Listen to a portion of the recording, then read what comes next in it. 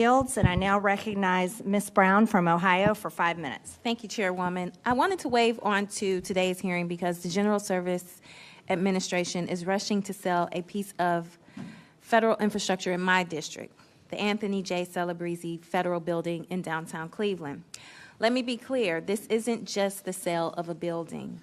It's a reckless decision that could destabilize essential services for my constituents, displace some 4,000 federal employees, and deal a blow to the local economy. The Celebrezzi houses the IRS, the Veterans Benefits Administration, the Defense Finance and Accounting Services, DHS, and the Equal Employment Opportunity Commission. These are the people ensuring tax seasons run smoothly, our veterans get their benefits, and military payroll is processed accordingly. Selling this building, especially on an expedited 3-year timeline compared to the usual 10 years this takes, is short-sighted and misguided.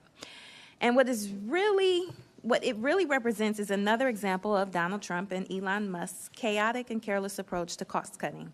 In fact, cost-cutting is too generous. What they are really doing is looting the federal government and stripping it for parts. This sale could result in reduced public access to services, lower job security for thousands of workers, and a ripple effect throughout Cleveland's downtown economy.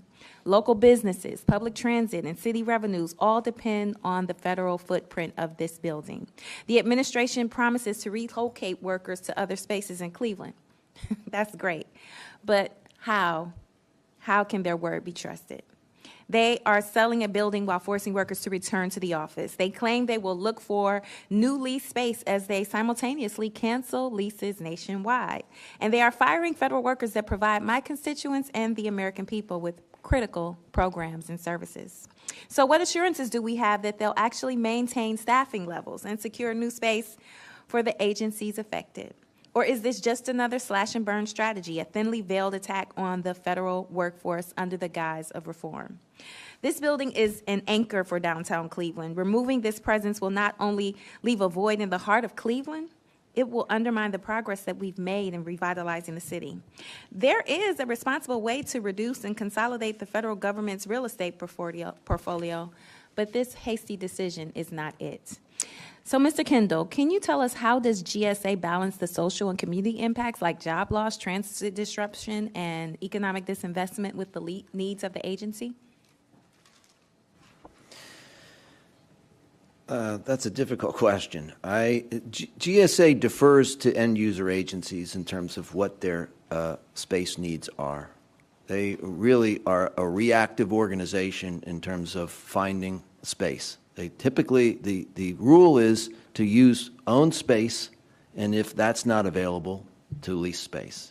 The Celebrezzi building, I don't know the particulars of it.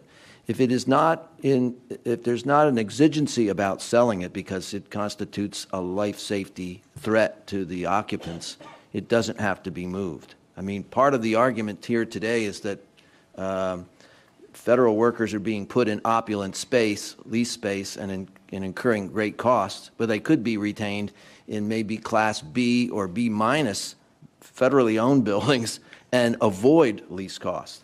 GSA is all about avoiding lease costs. So I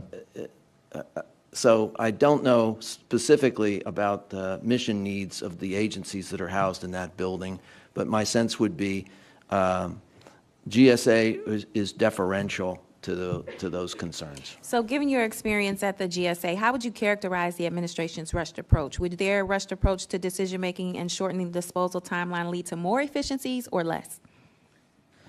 I think that there is a lot of haste going on today, and I think it is ill thought through.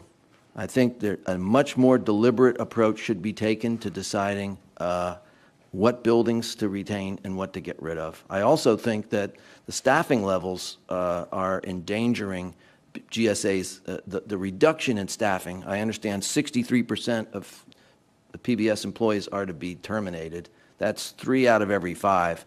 I don't know how it was determined, how they reached that number, and in consideration of what mission needs are and what types and numbers of employees you need to execute. So the I'm last thing I concerned. want to get, before I run out of time, this question in, is the list reported that building utilization is a contributing factor to the need for management of federal property. How is the president's return to work impacting GAO's analysis of federal real estate? The Sorry, gentlelady's thank you. out of time.